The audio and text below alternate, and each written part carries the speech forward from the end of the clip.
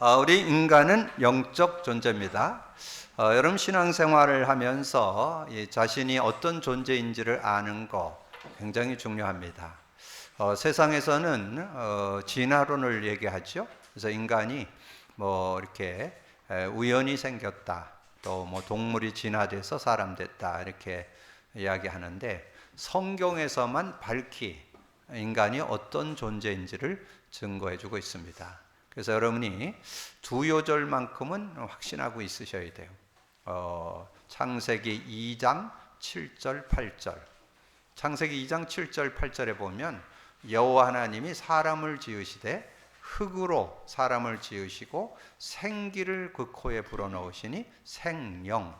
이 생령이 있을 때 에덴의 축복, 에덴을 창설하시고 인간을 거기 두었더라. 그래서 생명을 가지고 있을 때 에덴의 축복을 누린다 이렇게 말씀드릴 수 있고, 그리고 이제 창세기 3장 에덴 사건을 위해서 하나님의 영이 떠났다가 우리가 예수 믿음으로 생명, 성령을 회복하게 됐죠.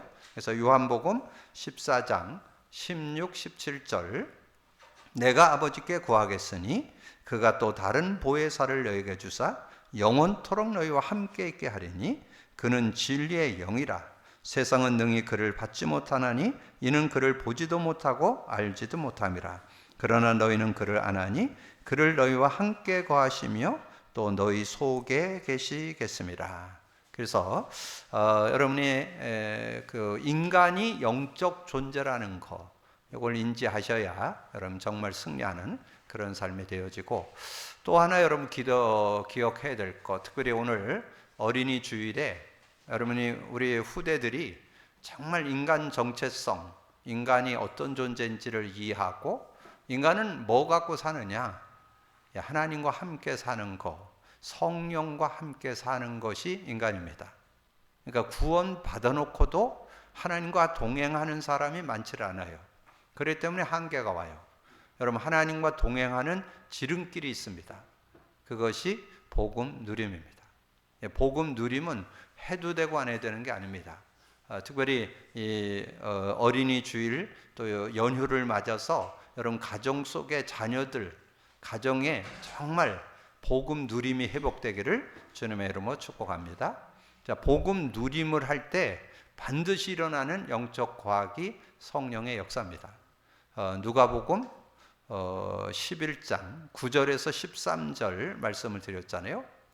구하는 자가 얻을 것이고 찾는 자가 찾을 것이고 두드리는 자가 열릴 것이다 이러면서 구하는 자에게 하나님이 성령을 주시지 않겠느냐, 반드시 성령 주신다는 거죠.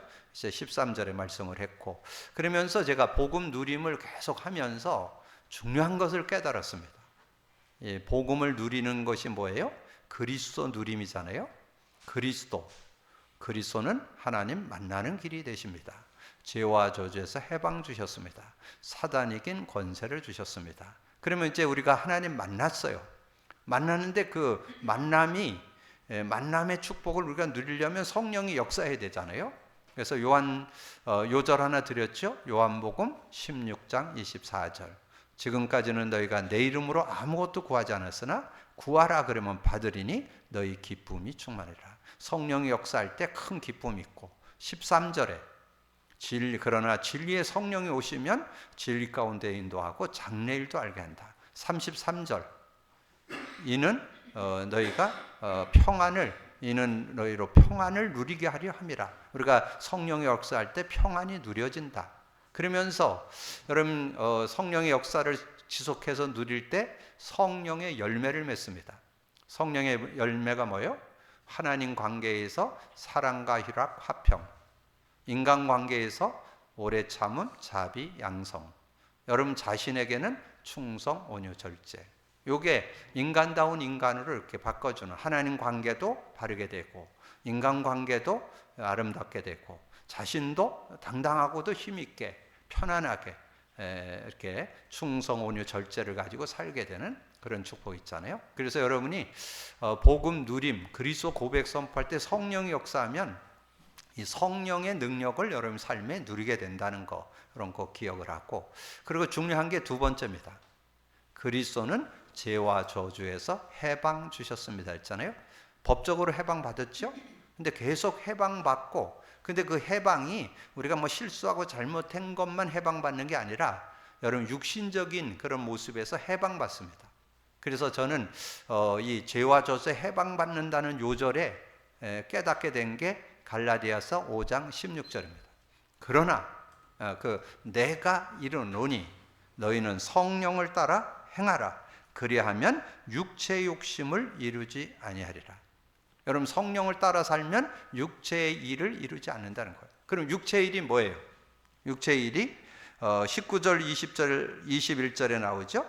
육체의 일은 분명하니 곧 음행과 더러운 것과 호색과 우상 숭배와 주술과 원수 맺는 것과 분쟁과 시기와 분냄과 당짓는 것과 분열함과 이단과 투기와 술 취함과 방탕함과 또 그와 같은 것들이라.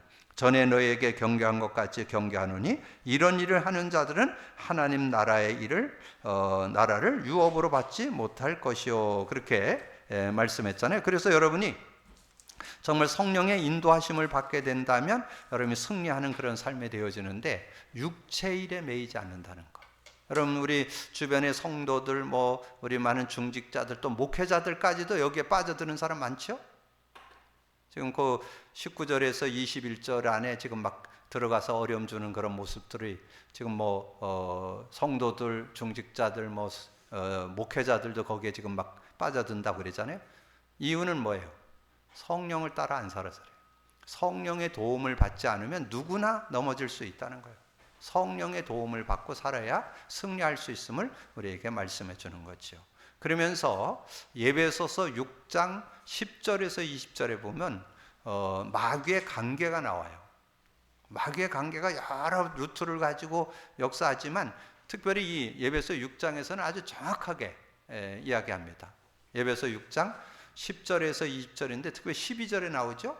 11절에 마귀의 관계는 이러하니라 하면서 12절에 이 세상 그 혈통으로 육정으로 아니고 통치자들과 권세자들과 이 어떤 나라나 정책 이런 걸 가지고 이 사단이 많이 활용을 한다는 거예요.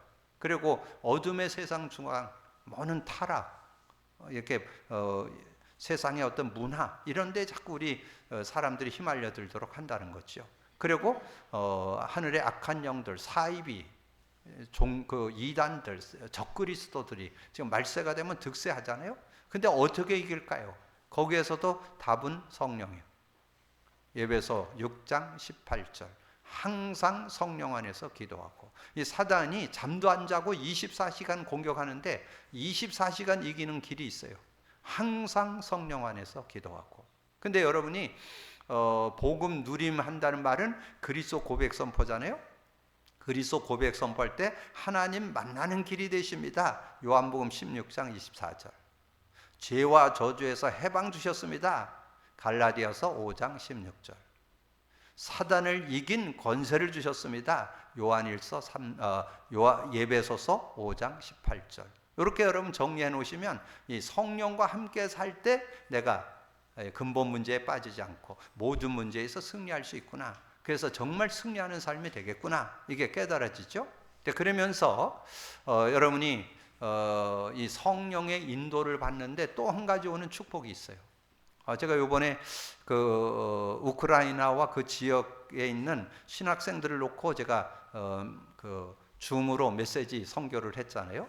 그 메시지를 하면서 지금 이제 창세기부터 룻기서까지 말씀을 이렇게 풀어서 설명을 하는데 제가 이 메시지를 이렇게 막 풀어서 설명하는데 깨닫게 됐어요.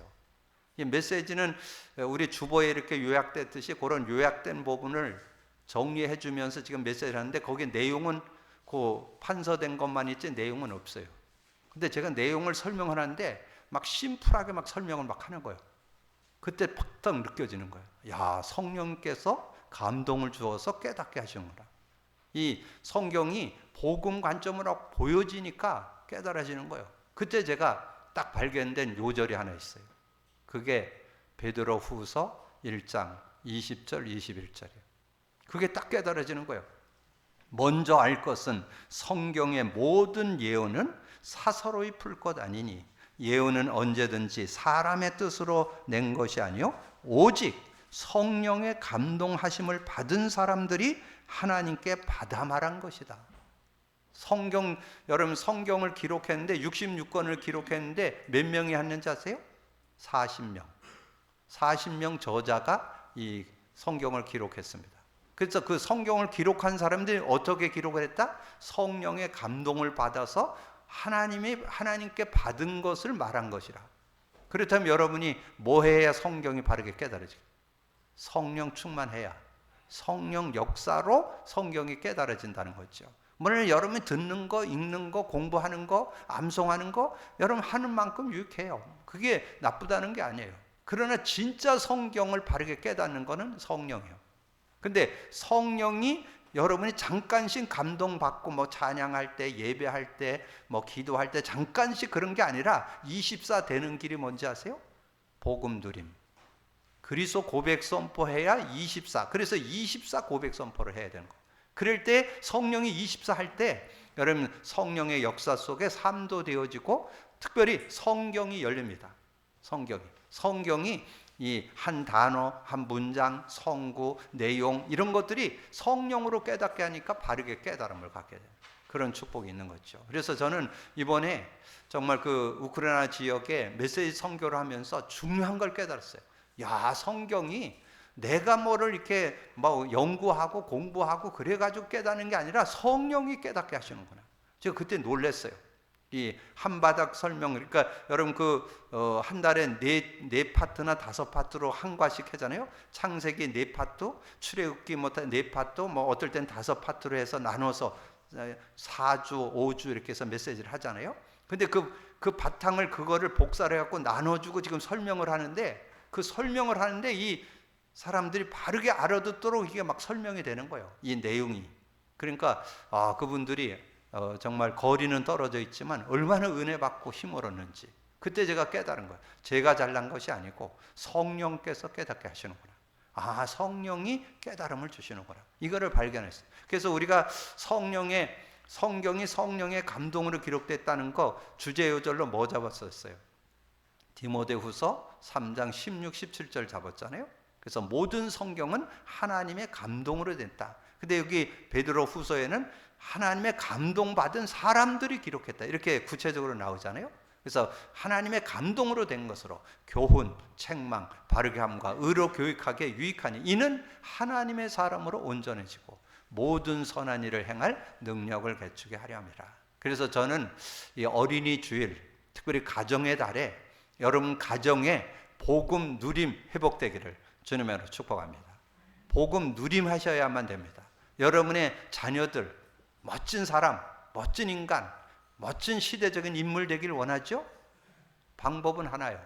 복음 알고 복음 누려야만 근본 문제 3가지에서 빠져나올 수 있고 여러분 성경이 열리게 되고 바른 믿음 생활을 하고 온전한 사람으로. 왜냐하면 인간은 영적 존재인데 성령과 함께 안 살아갖고는 그 인간다운 인간을 기대하기 어렵습니다.